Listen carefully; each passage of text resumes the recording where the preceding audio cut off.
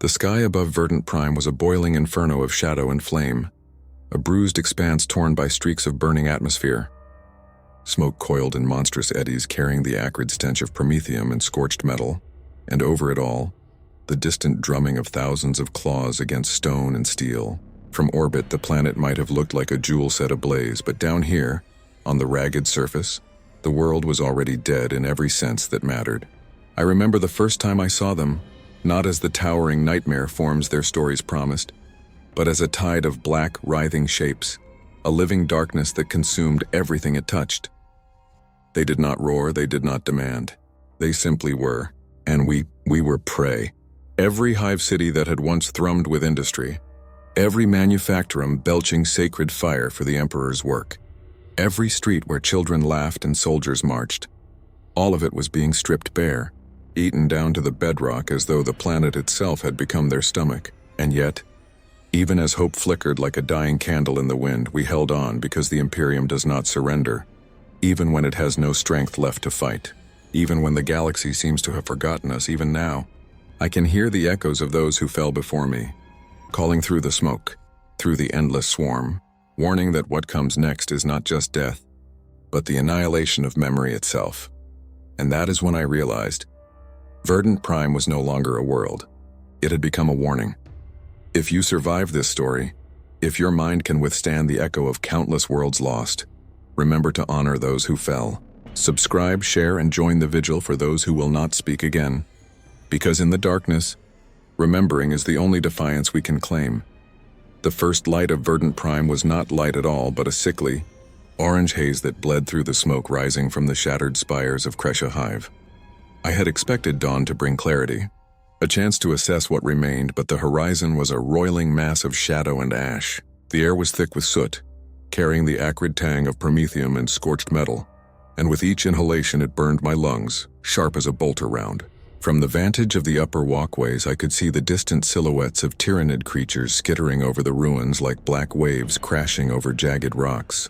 They moved with a silence that was not natural, their forms flickering with almost imperceptible shifts, as if the darkness itself was alive. For a moment, I thought I was seeing tricks of the smoke, but the sound soon followed.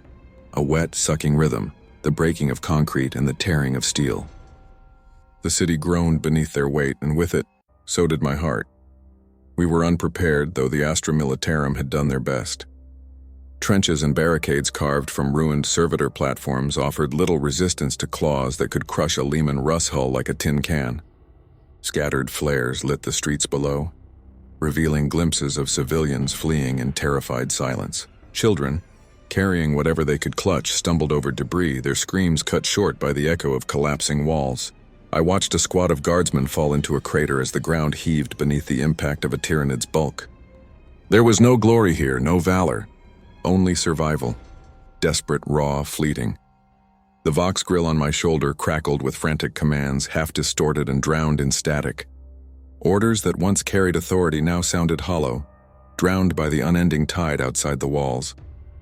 Our commissar barked, a figure of unyielding discipline even as exhaustion etched lines across his face. "Hold the spire! For the Emperor!" The words were both mantra and curse, a fragile tether to hope in a world that no longer made sense. I could feel the weight of the city pressing down on me. Every collapsed manufactorum, every shattered servo lab, every smoke-choked street a testament to what we were losing, and what we might never reclaim. Even as we scrambled along the walkways, ducking beneath falling beams and molten steel, there was a sense of eyes upon us, not human eyes but the Hive's, a perception that reached across distance and terrain, shaping the flow of destruction. Rumors had circulated before the first landing, whispered among Mechanicum adepts and Skitarii alike. The Tyranids were not merely a force of nature, but an intelligence, a synapse-driven mind capable of anticipating every defense. At first I dismissed it as superstition, fear made flesh. Now watching the swarms coordinate without pause or hesitation, I wondered if the whispers had been warnings, and we had been too proud to listen. By midday, the outer defenses had already begun to crumble. Bolters spat fire at advancing gaunts only to see them dissolve into biomass that fed larger, more terrifying forms. The shriek of a gargant, its wings slicing the air above us, signaled the next wave. Flames licked the sky as manufactorums collapsed, spewing molten promethium into streets that were already slick with blood and alien secretion. Servitors continued their labor mechanically, oblivious to the horror surrounding them. Their data slates recording every loss, every breach, every failed defense, as if the Imperium itself demanded that even its failures be documented. In the corridors below, civilians huddled beneath fractured ceilings, whispering prayers to an emperor who seemed distant, untouchable, perhaps indifferent. I could hear them counting off the moments of survival like a litany, small fragments of hope carved into the rubble-strewn darkness. And yet, even among the fear, there was movement, faint but resolute. Guardsmen scouted through smoke-filled alleys, salvaging what weapons they could, laying traps in corridors and whispering coordination through vox lines. It was enough to delay the inevitable, to carve moments of defiance from an encroaching oblivion. By evening, Verdant Prime had changed irrevocably. The spires of Kresha no longer pierced the sky with pride, but sagged, bent under the relentless pressure of alien biomass. Fires raged unchecked, illuminating the grotesque choreography of destruction below. Somewhere in the distance, I thought I heard the soft, almost imperceptible hum of synapse creatures orchestrating carnage with a precision that mocked human planning. I clenched my fists, trying to imagine a path forward, any path that did not end in annihilation. But the city groaned, smoke swirled, and the horizon trembled with unrelenting claws. Survival had become instinct. Observation had become terror. And the first day of Verdant's fall had only just begun. The morning after the initial strikes brought no relief, only the weight of anticipation pressing down as heavily as the ash that coated every surface. Verdant Prime was not merely under siege. It was under inspection, analyzed and consumed by a force that did not speak, did not reason as we understood reason, but that knew every movement, every instinct of those who opposed it. From the shattered rooftops of Kresha Hive, I watched as the first organized squads of Tyranids descended, not blindly, but in sweeping arcs that suggested intent. Gaunts surged in flowing formations, their segmented limbs propelling them faster than any human could run. Lictors slithered through debris-choked streets, their carapaces reflecting the pale light of the twin suns, eyes flickering with uncanny awareness. In the distance, heavier forms emerged, hormagaunts tearing through barricades, a carnifex battering walls as if they were parchment, and every strike, every snap of claw on stone, sent a ripple of terror through the defenders. The Astra Militarum responded with what training and discipline they could muster. Platoons poured fire from bolters and autocannons, creating walls of flame and lead that briefly slowed the swarm. Yet it was not enough. The Tyranids adapted with terrifying speed. Where one wall collapsed under their assault, another opened, a chink in the armor of human ingenuity that had once seemed unbreakable. Rumors had whispered of the Hive Mind synaptic link, a psychic network threading through every creature, but now it was undeniable. Their movements were coordinated to the point of premonition. Bolter fire redirected mid-burst, squads repositioning to intercept, traps bypassed before they could snap shut. The survivors muttered prayers and curses in equal measure, and even the most steadfast commissars began to question whether sheer courage could alter fate. Amid the chaos, individual stories unfolded with stark intimacy. A sergeant named Kaleth, barely more than a boy in worn carapace, shielded a group of civilians with a squad of recruits no older than him. Together, they funneled a stream of gaunts into a narrow corridor, using the dead as barricades. When a lictor appeared, Kaleth's men fell one by one, yet he stood firing with hands that shook from exhaustion, his voice cracking with the weight of command. Nearby, a group of Mechanicum tech priests worked feverishly to redirect power from a destroyed manufactorum to a makeshift defense turret. Sparks flew, smoke choked the chamber, and still they chanted the litany of their machine gods, their faith and devotion a fragile flame against an all-consuming darkness. Outside, the landscape was reshaped by violence. Streets once familiar to civilians were now fractured chasms lined with debris and alien secretion. Craters from initial landings served as breeding grounds for smaller Tyranid forms, their constant movement creating a living, writhing architecture of death. From above, orbital sensors, what remained functional, transmitted only fragmented readings unable to comprehend the rapid assimilation of terrain. The Hive Fleet's tendrils reached down into every valley, every factory floor, turning the planet into a cathedral of consumption. a monument to a mind that did not stop, did not tire, did not forget. And yet, in the midst of despair, defiance flared. Small victories appeared in fleeting moments. A squad of veterans detonating a Prometheum cache beneath advancing Tyranids, buying seconds for retreating civilians. A lone Leman Russ flattening a line of Hormagaunts before it was overwhelmed. A young guardswoman whispering prayers into a Vox channel as she ferried the wounded to subterranean tunnels. These moments were not enough to stop the swarm, but they reminded the survivors, and perhaps the planet itself, that humanity's spirit, though fragile, refused to vanish without resistance. By nightfall, the first wave had carved deep scars into Verdant Prime. Entire sectors had fallen, leaving behind only the echoes of screams and the acrid perfume of promethium and decay. From the upper walkways, the city's defenders could see the Hive Mind at work, guiding creatures with a precision that mocked human anticipation. It was a terrifying ballet of death, and for every creature felled, two more appeared. The planet groaned beneath the weight of alien biomass, and every living soul understood with a chill certainty that Verdant Prime's suffering had only begun. Survival demanded cunning, courage, and perhaps a mercy the Imperium could not grant. Yet the guardsmen and civilians alike continued to resist, propelled by instinct, faith, and a stubborn refusal to vanish quietly. The first wave was a promise, a warning that the swarm's appetite was endless and that the true horror had only just begun to descend.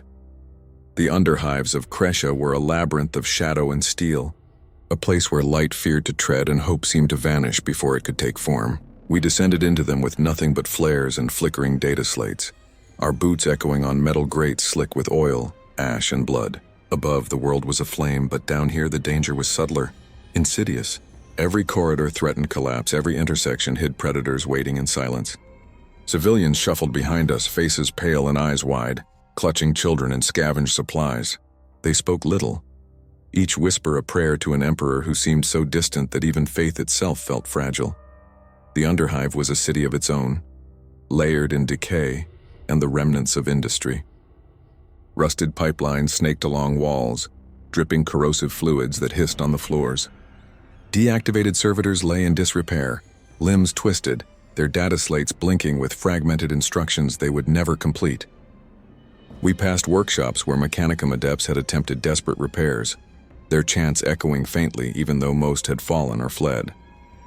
In these subterranean passages, the weight of history pressed on us, and the world above was dying, but below, memory and machinery struggled to persist.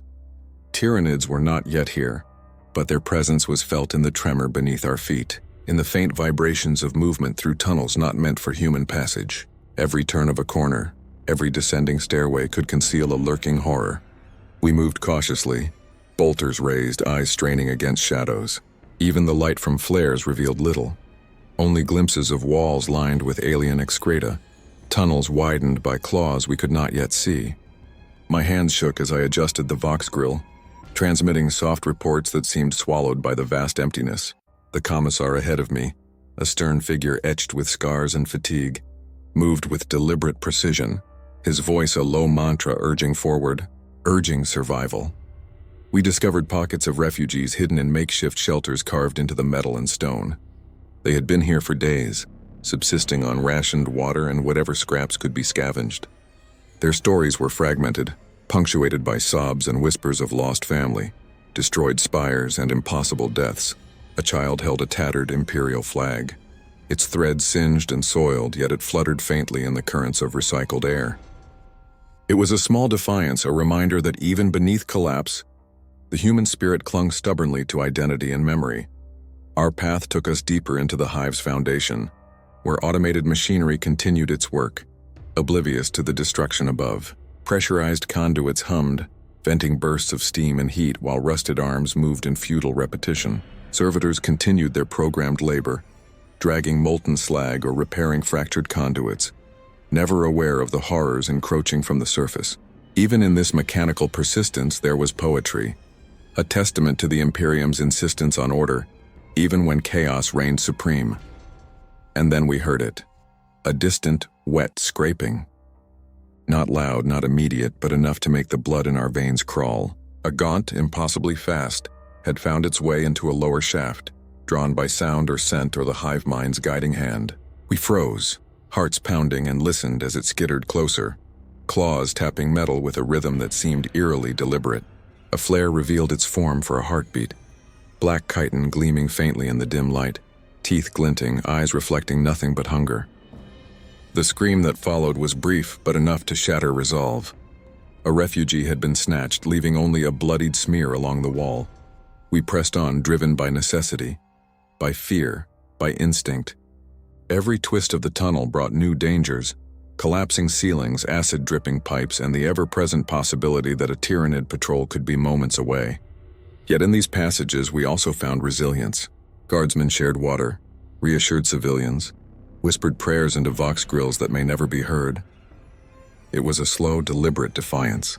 A resistance made not with weapons alone, but with will, with memory, with the quiet assertion that we still mattered, even as the world above was devoured. By the time we reached a subterranean junction where several tunnels converged, the Underhive had revealed its truth. Survival here was a temporary reprieve, not a sanctuary. The Tyranids would find us eventually, as they found everything. But for now, the shadows of Verdant Prime's underbelly held us, preserving fragments of life, faith, and memory against a tide that would one day wash them away. And in that fragile shelter, we understood something vital.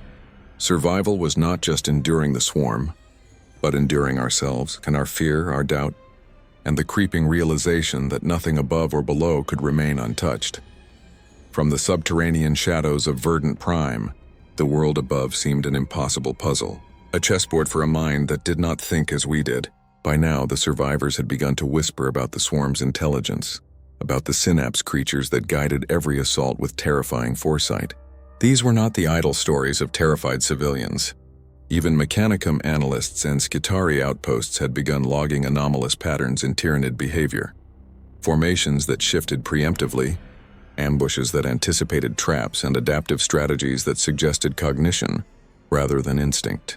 Some priests of the cult Mechanicus murmured that the Tyranids themselves were a form of unholy calculus, a living machine guided by the Hive Mind's unseen hand. From orbital scans, fragmented and garbled through failing comlinks, one could see the broader strokes of the assault. Tendrils of biomass moved across Verdant's surface like ink spreading on water, a fluid, unstoppable tide. It was as if the planet itself were being mapped and reshaped in real time. Every spire, every manufactorum, every street assessed, catalogued, and consumed according to some alien logic. Attempts at countermeasures were met with apparent prescience. Fortifications collapsed before full deployment. Ambushes were bypassed as if they had never existed. The survivors below could feel it, even if they did not fully comprehend it. The swarm was always one step ahead. Whispers among the remaining command staff speculated on how such coordination was possible. Some suggested psychic resonance, a synapse-driven communication that linked every Tyranid to a central will. Others spoke of something older, something beyond comprehension, as if the swarm itself were guided by fragments of an intelligence older than the stars, fragments that observed Verdant Prime not for conquest alone, but as a meticulous study of life and death. Yet all agreed, silently and without acknowledgement, that resistance was measured not by courage, but by the interval before consumption. Down below, the impact was immediate and personal. Guardsmen who had survived the initial waves now found their movements anticipated by creatures they could not predict. Patrols met the swarm's advance with fire and desperation, only to find their efforts rendered moot. Each day the survivors learned to move differently, to mask scent, to break the rhythm of routine, but it was always temporary. The Hive Mind adapted, always learning, always anticipating. Even the flares that lit streets seemed to betray us, casting shadows in ways the Tyranids exploited to strike with efficiency. There were rumors, too, that fragments of the Hive Mind's intelligence could be glimpsed in fleeting psychic impressions. A chill that coursed through a guardsman's skull just before an ambush. The sudden feeling of eyes upon them in corridors thought empty. A whispering in the air that vanished before it could be understood. Some believed it was the Emperor's will, testing their faith. Others feared it was the swarm reaching into the mind itself, a prelude to assimilation. No one could say for certain, and the uncertainty gnawed at every thought, every plan, every heartbeat. The city above and the tunnels below became intertwined in this invisible calculus. Evacuation routes were preemptively blocked. flanking maneuvers rendered useless, every scrap of human ingenuity countered by the Hive's relentless logic. Yet in these moments of terror, small sparks of defiance persisted. A pair of Skitarii, guided by incomplete data slates, managed to redirect a secondary defense turret, cutting down dozens of advancing gaunts before being overwhelmed. Civilians huddled in improvised shelters whispered prayers to synapse creatures as if appealing to the unknowable mind itself, seeking mercy that would not come. By the end of the chapter, it was clear that Verdant Prime's struggle was not merely against flesh and claw, but against comprehension itself. The Tyranids did not merely kill. They learned, adapted, and refined. Resistance had become a test of perception, intuition, and the fragile resilience of the human spirit against a predator that understood more than it revealed. The survivors were forced to confront a terrifying truth. To fight the swarm, they must fight against the very instinct of survival itself, because every choice was already anticipated, and every hope measured against the relentless strategy of a mind beyond mortal reckoning. The manufactorums of Verdant Prime were once the beating heart of the Hive City, their furnaces belching sacred fire, their forges molding promethium and ceramite into implements of the Emperor's will. Now they were tombs of molten metal and ash, gutted by Tyranid claws and flame. Steel frameworks, once proud and precise, sagged and collapsed under relentless assault, while sparks leapt like fireflies into smoke-choked corridors. The air was thick with acrid fumes, suffocating even through respirators, and every inhalation felt like fire crawling down the throat. Machinery groaned and snapped, belts and gears spinning erratically as if the manufactorums themselves mourned the loss of their purpose. Servitors continued their labor, driven by programming impervious to fear, exhaustion, or death. Limbs twisted and melted, tools fused into chassis, yet they carried on, dragging molten slag or attempting repairs on conduits that would never function again. Around them, the living struggled. Guardsmen fought desperately along assembly lines, firing into walls where the Tyranids poured through like a living tide. Sparks from bolters ignited puddles of promethium, creating sheets of flame that illuminated grotesque forms, momentarily revealing the alien geometry of carapaces and snapping jaws. The heat was suffocating. The screams of men and civilians alike rang through corridors in a cacophony that no prayer could silence. Amid the chaos, moments of human defiance took on a surreal, almost poetic weight. A tech priest, chanting the litany of his machine god, swung a welding torch with precise fury, cutting down smaller gaunts even as larger forms tore into the walls behind him. Sparks danced like stars in the smog, and in the glow I could see the terror and resolve etched into his face, a reminder that faith and duty could persist even as the Imperium's foundations crumbled. Nearby, a squad of guardsmen stacked bodies to form a barricade, each falling comrade another rung in a ladder toward fleeting survival. The stench of burning flesh, oil, and alien secretion coated every surface, and yet no one faltered. Hesitation would mean instant death. Outside, the manufactorum's skeleton framed the sky, flames licking the horizon as Tyranid tendrils ripped through outer walls. Reports crackled through vox lines of entire production floors being devoured within minutes. Supply caches vanished into biomass. Data slates, the sacred records of production and research, were shredded or fused by the alien infestation. In one instance, an entire stockpile of pattern data for Lehman Russ variants was lost, incinerated in seconds, leaving the defenders not only bereft of arms but bereft of history. The manufactorums, once symbols of human ingenuity and devotion, had become monuments to inevitable consumption. Still, survival persisted. Engineers rigged explosive charges along corridors, sacrificing machinery to slow the swarm, and guardsmen pressed flares against walls to illuminate ambush points, buying precious seconds. In these desperate acts, the Imperium's tenacity shone like a brittle flame in the overwhelming darkness. Even as the manufactorum burned and the Tyranids advanced without hesitation, every soldier, every civilian, every whispered prayer was an assertion that Verdant Prime had not yet been erased entirely. By the time the day ended, the manufactorums were little more than ruins blackened and twisted by fire and claw. Fires flared across the skyline, their glow reflected in pools of spilled promethium. Servitors continued their futile labor amidst the carnage, their mechanical chanting blending with the screams of the living and the wet, relentless sounds of Tyranid consumption. In that chorus of destruction, it became undeniable. Verdant Prime was a crucible, testing every fragment of human will. And yet, even in that crucible, some fragments endured, fragile but unyielding, sparks of defiance against a darkness that knew no mercy. By the time Verdant Prime's manufactorums lay in ruin, a different kind of terror began to infiltrate the survivors' minds. It was subtle at first, a flicker in peripheral vision, a twitch of instinct that whispered caution too soon, or a momentary certainty that led to safety. The veterans called it the feeling, a premonition that could not be explained, a psychic echo that thrummed through the corridors, streets, and tunnels alike. They whispered that the Tyranids were everywhere at once, not merely moving, but sensing, calculating, anticipating. That even the shadows bore witness. The Mechanicum recorded anomalies with their usual detached precision. Fluctuations in ambient psychic resonance, minor tremors that corresponded with Tyranid attacks, patterns that suggested intelligence rather than mindless hunger. Some Skitarii swore they had felt the synapse creatures probing their thoughts, nudging decisions with imperceptible pressure. These were whispered theories, debated in half-lighted chambers with the constant hiss of failing hydraulics and the distant thrum of clawed feet above.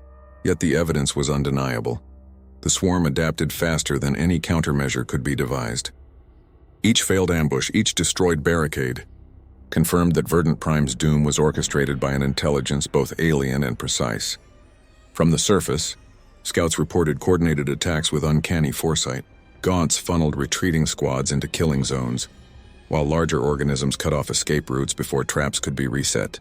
The phenomenon seemed almost conscious, as though the planet itself had become an extension of the Tyranid hive mind.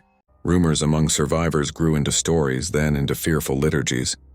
Some claimed to hear the swarm's will as a faint hum in their minds, a whispering voice that promised oblivion if resisted. Others swore they glimpsed visions of the hive fleet itself, stretching across space, shaping events on the planet with deliberate precision. Whether truth or hallucination mattered little. The effect was the same. Dread became tangible, an oppressive weight pressing into every thought. In the tunnels we moved with greater care, patterns of motion altered by intuition sharpened through necessity. Scouts would freeze mid-step, sensing the approach of creatures before a claw or snapping jaw appeared. Guardsmen whispered about dreams that seemed sentient, warnings encoded in nightmare fragments. Civilians hid in corners murmuring prayers to an emperor who might have already turned his gaze elsewhere, as though hope itself had become a fragile, fleeting relic. Each day, the line between perception and reality blurred further. Every shadow might conceal a predator, or a fragment of the hive mind's probing will. Occasionally, small victories punctuated the terror. A Skitarii detachment managed to sabotage a synapse node, temporarily disorienting a section of advancing Gaunts. A guardsman laid an ambush that destroyed a Hormagaunt patrol before the larger Carnifex noticed. These fleeting moments were celebrated in silence, not triumph. The swarm adapted quickly, erasing advantage almost immediately. Survival had become a question not of strength, but of perception, intuition, and the ability to resist the hive mind's subtle coercion. By nightfall, Verdant Prime had become a city of echoes, each alley and corridor resonating with the memory of death, destruction, and fleeting human defiance. The Tyranids were not merely flesh and claws. They were thought incarnate, a presence that haunted both mind and matter. And as we gathered in a collapsed sublevel, listening to the muted shudder of distant walls and the whisper of alien thought through the air, one truth became undeniable. We were no longer fighting only for survival, but for the preservation of human consciousness itself, against an intelligence that could anticipate and consume not just the body, but the mind. By the time the upper spires of Kresha Hive trembled under Tyranid assault, the remaining defenders had long ceased to hope for victory. The city, once a marvel of industrial devotion, now resembled a shattered cathedral. Spires jagged and blackened, streets cracked into chasms, and fire licking every surface. Bolters cracked incessantly, filling the air with a staccato rhythm that was both defiance and dirge. Flare smoke drifted across shattered plazas, illuminating the grotesque elegance of alien forms as they streamed upward, claw and carapace glinting in the firelight. Each strike, each falling body, each shudder of collapsing stone reminded us that this fight was not for survival alone, but for memory, for the trace of human presence before oblivion claimed it entirely. The defenders were a fractured collection of remnants, guardsmen, mechanicum auxiliaries, and desperate civilians pressed into service, some wielding nothing more than salvaged bolt pistols and welding torches. Commissar Velan moved among them with relentless discipline, his voice cutting through smoke and flame. "Hold the spire. For the Emperor. Hold until the last breath." There was no grandeur in these words, only necessity. Courage weighed heavily against exhaustion, and every man and woman knew that the swarming gaunts above were relentless, adaptive, and merciless. They had learned our strategies, anticipated our formations, and yet, even as death clawed through barricades and shattered walls, resistance persisted, brittle and beautiful. The first wave of defenders had already fallen. Entire squads vanished beneath tides of hormagaunts and lictors, leaving shattered armor and the scattered detritus of human life. Yet even in those losses, sparks of ingenuity emerged. Traps laid in collapsed corridors funneled the swarm into fire-lit kill zones. Molten promethium flares ignited advancing creatures mid-stride, coating their chitin in a blistering coat of flame, and for a heartbeat the city seemed to push back, to breathe resistance into every scarred street and shattered spire. Survivors moved with the rhythm of desperation, guiding refugees through side passages, dragging the wounded, whispering instructions that were at once prayer and command. From the upper platforms, the sky was a tempest of shadow and flame. Massive carnifexes clawed at the upper levels, breaking through barricades that should have held for weeks. Gargoyles of bioorganic wing and claw circled overhead, hunting anyone foolish enough to move in the open. The clash of Imperial ingenuity and Tyranid instinct was grotesque and hypnotic, a theater of death where every victory was temporary, every pause in the tide illusory. It was a symphony of chaos, and in it, the defenders found rhythm only in survival, each breath a note against the cacophony of annihilation. Amid the chaos, acts of heroism emerged in fleeting clarity. Kaleth, the sergeant I had first seen survive the opening waves, led a desperate sortie to recover trapped civilians from a partially collapsed spire. He fought with an almost desperate fury, bolter fire ripping through approaching gaunts while shouting orders that saved dozens, only to be dragged under by a carnifex moments later. A young tech priest rigged a final sacrificial overload on a weapons platform, igniting a cascade of explosions that took dozens of hormagaunts with it, but left him vaporized in the inferno.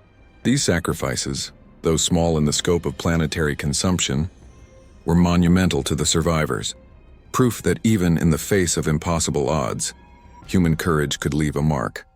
By nightfall, the last strong points were under siege. The upper spires shuddered, fire and smoke obscuring vision, and the unending tide of the Hive Mind pressed in from all sides. In those final moments, the city seemed to breathe a last, fragile pulse of resistance, an assertion that Verdant Prime had not surrendered without a fight. Yet the truth was undeniable. The swarm's patience was infinite, its appetite insatiable. Every street, every spire, every shadowed alley had been mapped, catalogued, and breached. Survival had become an art of fleeting moments, a defiance measured in breaths rather than victories. And as the last flare died, and shadows of massive claws fell across the remaining defenders, a silent understanding passed among the survivors. Kresha Hive's last stand was not a hope for victory, but a defiance meant to mark existence itself. For even in the inevitability of consumption, humanity's presence would be remembered, fleeting as it might be, before the planet itself was claimed entirely by the swarm. Verdant Prime was no longer a planet in the human sense. It had become a living instrument of the Tyranid swarm, reshaped and consumed with methodical precision. From orbit, the surface looked like a black ocean of churning biomass punctuated by glowing bursts of fire where manufactorums and cities still clung to life. Rivers had become viscous channels of alien secretion, forests twisted into grotesque forms, and even the once pristine plains were streaked with scars of claw and teeth. The very crust of the planet trembled as massive bioforms tunneled beneath, reshaping the ground in a slow, inexorable feast. Verdant Prime's geography was no longer a map of human endeavor, but a reflection of the Hive Mind's hunger, a terrain molded to feed it. Survivors fled deeper into the Underhive, their paths increasingly meaningless as the alien tide spread across every region. Above them, the skies were thick with winged forms, shrieking in patterns that were more than noise, a rhythmic orchestration that seemed to signal, coordinate, and communicate with unseen intelligence. The few orbital sensors still functioning recorded movements that defied standard analysis. Swarms folded over themselves, splitting and recombining as if aware of every defensive maneuver below. No fortress, no manufactorum, no canyon could remain untouched. Each pulse of movement was deliberate, an assertion that the planet was being claimed, not simply invaded. The human perspective shrank to scattered pockets, fragile and isolated. Small squads of guardsmen attempted to make a stand in abandoned fortresses or overgrown factories, only to discover that the Tyranids had anticipated every choke point. Even in the deep underhive, tremors and psychic impressions warned of approaching horrors. Some survivors whispered that the planet itself had become a conduit for the swarm's mind, that every rock and tunnel transmitted thought as much as matter. Others clung to more tangible realities: bolter fire, promethium flares, and the brittle hope that a well-aimed shot could delay annihilation. But delay was all it was, and the constant, creeping spread of biomass rendered the notion of safe ground a distant memory. Along the edges of consumed forests and plains, massive organisms tore through terrain, leaving behind nothing but a pulsing, blackened wasteland. Trees were devoured from root to canopy, soil transformed into an alien substrate, and every riverbed became slick with organic fluid. Flocks of winged Tyranids patrolled the skies, scanning for movement below, while enormous carnifexes rumbled across plains, flattening the remnants of defensive positions. The planet's ecosystem, once vast, varied, and robust, was being replaced with a single horrifying logic: consume, adapt, and expand. Nothing would survive that was not subsumed. Amid the devastation, the human element persisted, though faintly. Scouts crawled along tunnels, tracing paths that might lead to evacuation points, bringing with them small groups of civilians. Makeshift squads of guardsmen laid traps or detonated caches of promethium, buying minutes or hours of life for those who could move faster than the swarm anticipated. It was an art of defiance measured not in strategy but in instinct, intuition sharpened by terror. Each surviving moment was a testament to human will, though measured against a force that understood, adapted, and consumed faster than any human could. By the chapter's end, Verdant Prime was a planet of contrast, an inferno of fire and claw above, a tense suffocating labyrinth below, and a living tide of biomass flowing between both. Nothing remained untouched by the swarm's hunger, and the notion of human dominion seemed absurd against the scale of consumption. The maw of Verdant had opened fully, and all life clung desperately to fragments of order, memory, and hope. Even those who survived this stage understood the terrible truth. Verdant Prime was no longer a world to be defended, only a crucible in which human perseverance would be tested against an intelligence that required nothing but extinction to assert dominion.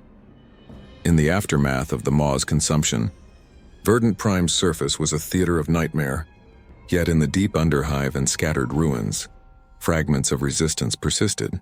Small groups of survivors moved silently, their footsteps calculated, their voices subdued. Each breath was measured, each action deliberate, as though the air itself carried the attention of the Hive Mind. Here, amidst the choking smoke and the pulsing alien biomass, humanity's persistence was not heroic in the conventional sense. It was fragile, fleeting, and sustained only by sheer will. The survivors had learned the Hive Mind's patterns, anticipating the tide, slipping through shadows, and improvising defenses with scavenged materials.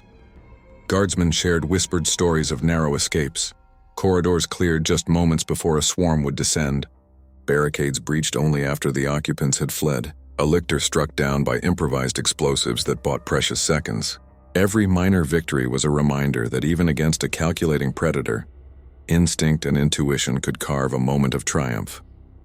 Civilians, too, contributed in their own way, guiding the armed forces through labyrinthine passages, marking safe routes, and offering their limited supplies to those who might survive another day. Even small acts of compassion, water shared, whispered reassurances, a hand held through darkness, became defiance in its own right, asserting humanity's continued presence in a world increasingly consumed by alien logic. Mechanicum tech priests and Skitarii engineers played their part with grim devotion. They scavenged what remained of the manufactorums and workshops, attempting repairs on damaged data slates, jury-rigging rudimentary turrets, and reactivating servitors to supplement dwindling forces. Sparks from welding torches reflected off blackened walls, and the faint hum of machinery interlaced with the wet, snapping sounds of creatures moving above. Their liturgies blended with the mechanical noise, a ritual of survival that defied the encroaching horror. Every calculated move, every improvised device, was a whisper of defiance against a predator that had rewritten the rules of engagement. Above, the Tyranid swarm continued its relentless advance, yet even the Hive Mind's intelligence could not anticipate every act of human cunning. Traps slowed its progress, fire briefly forced creatures into predictable paths, and the clever use of terrain in the underhive occasionally turned the tide, if only for hours. Each skirmish, though temporary, became a lesson. The survivors learned to anticipate the Hive Mind's anticipations, to exploit the smallest weakness, to survive long enough to move again. It was not war in the traditional sense, but a dance of shadows and timing, a fragile equilibrium between predator and prey. By the end of this chapter, Verdant Prime was a planet of contrasts, the upper world a grotesque, devouring tide of biomass and fire, the underhive a tense lattice of survival and whispered defiance. Humanity's presence had been reduced to fragments, small, isolated pockets clinging to life, intuition, and hope. Yet even in the face of overwhelming consumption, these fragments persisted. They were living proof that the Hive Mind, for all its intelligence and reach, could not fully erase memory, spirit, or the determination to endure. And in that endurance, even fleeting as it was, the first glimmers of something larger began to take shape. A slow, deliberate assertion that while Verdant Prime might fall, the human spark could survive in forms the Tyranids had yet to comprehend. The surface of Verdant Prime was no longer recognizable. What remained of Kresha Hive had been transformed into a grotesque cathedral of living biomass, every spire, tower, and plaza twisted into forms both alien and purposeful. The Tyranid presence was absolute, a vast, writhing network of flesh and claw that pulsed across the planet like a heartbeat, echoing a logic that defied comprehension. Each tendril, each skittering form, each massive organism moved not with mindless hunger alone, but with a precision that suggested a consciousness as relentless as it was alien. The very ground quivered under the weight of their advance, a subtle rhythm that resonated through rock, metal, and bone. The remnants of human resistance now understood their enemy not merely as a predator, but as a force that could anticipate, adapt, and correct. Skirmishes became tests of instinct and perception, every maneuver measured against the Hive Mind's subtle guidance. The few remaining guardsmen and Skitari moved through tunnels and ruins with a vigilance born of exhaustion and terror. Civilians, once terrified and lost, now became guides, carrying knowledge of hidden passages and weak points.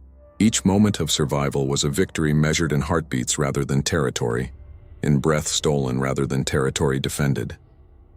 Above, massive bioconstructs reshaped Verdant Prime's skyline. Gargantuan carnifexes clawed at remaining structures, creating cascades of flame and rubble. Winged Tyranids patrolled the skies, hunting with surgical precision, while synapse creatures orchestrated the movement of lesser forms, a living command network that left no flanking route unguarded. Even orbital scans, when they were possible, revealed only fragments of an intelligence that had become planetary in scale. Humanity's attempts at defense seemed almost trivial in comparison, yet these efforts persisted, a fragile, stubborn refusal to vanish. In the underhive, resistance had reached a new form of coordination. Survivors began improvising more elaborate tactics, anticipating the Hive Mind's adaptations. Explosive charges were rigged to create ambushes, secondary tunnels were used to mislead advancing patrols, and servitors repurposed to assist in both combat and logistical support. Every action was a careful gamble, a temporary assertion of control against a predator that could never be truly stopped. Yet even these fleeting successes carried significance. They preserved life, memory, and hope, and they reminded the Hive Mind that the creatures it consumed were not entirely predictable. As the sun set behind the haze of smoke and fire, the world seemed to hold its breath. Verdant Prime was a planet transformed, a living monument to consumption, and yet within its scars the human spirit endured. Small enclaves of resistance moved silently through ruined corridors, survivors breathing in unison with fear and defiance. Every whispered command, every careful step was a declaration. Humanity may be reduced to fragments, but fragments can endure. And in the darkness of the Hive's ascendance, these fragments flickered like stubborn stars against an unending night, asserting that even as the planet fell, its story, and the courage of those who survived, would not be entirely swallowed. When the last fires of Kresha Hive died into smoke, Verdant Prime was unrecognizable. What remained of the planet's surface was a tapestry of blackened rock, molten rivers, and writhing biomass, each inch pulsing with the Hive Mind's relentless dominion. Spires and manufactorums, once symbols of human ingenuity and devotion, were now unsteady, grotesque towers of alien tissue. The air was thick with a sickly perfume of decay, acid, and burned promethium, and every breath reminded the survivors that Verdant Prime had been irreversibly claimed. Yet among the ashes, life clung stubbornly in the shadows, small fragments of humanity pressing on through corridors and tunnels driven by instinct, memory, and a stubborn refusal to vanish quietly. The Tyranids above moved with terrifying harmony, yet even their dominion had limits. In the Underhive, small pockets of humans had learned to evade, to misdirect, to survive where the swarm could not immediately reach. Guardsmen guided refugees through collapsing passages. Skitari engineers rigged what remained of ancient machinery to delay assaults, and tech priests whispered prayers to machine gods that no longer answered. Each survival was a testament not to victory, but to persistence, a subtle defiance carved from the impermanent fleeting intervals between destruction. Even as the planet throbbed with alien life, these fragments endured, teaching the Hive Mind that not all prey was predictable. Above ground, the full scale of consumption was staggering. Rivers of black biomass twisted across plains, consuming forests, cities, and manufactorums alike. Winged Tyranids patrolled relentlessly. Synapse creatures guided lesser forms with unerring precision, and the Carnifexes reshaped terrain with each devastating step. The survivors had no illusions of reclaiming Verdant Prime. Every street, every spire, every recognizable landmark had been mapped, adapted, and consumed. Humanity's presence was reduced to whispers and echoes, their resistance recorded in fleeting victories, abandoned fortresses, and the memories of those still clinging to life. Even as despair threatened to suffocate hope, some moments of quiet brilliance persisted. Children guided by older survivors stumbled across hidden passages, their small hands clutching symbols of faith or remnants of Imperial trappings. Guardsmen whispered encouragement, bolter fire punctuated distant skirmishes, and servitors continued programmed tasks, their mechanical voices echoing in hollow corridors. These were the final sparks of an Imperium reduced to shadows, demonstrating that survival was more than flesh. It was defiance, memory, and the assertion of consciousness against obliteration. And so Verdant Prime settled into its new reality, a world claimed by the Tyranid swarm, yet threaded with human endurance in its darkened veins. The Hive Mind's dominion was near absolute, but in the twisting corridors, the last barricades, and the fleeting defiance of survivors, humanity endured in fragments. Perhaps the planet would be entirely consumed in time. Perhaps the swarm would leave nothing recognizable behind. Yet even in potential annihilation, the story of Verdant Prime remained, of courage, sacrifice, and the unbroken will to exist. Among the ashes, memory persisted, and in memory, defiance remained eternal.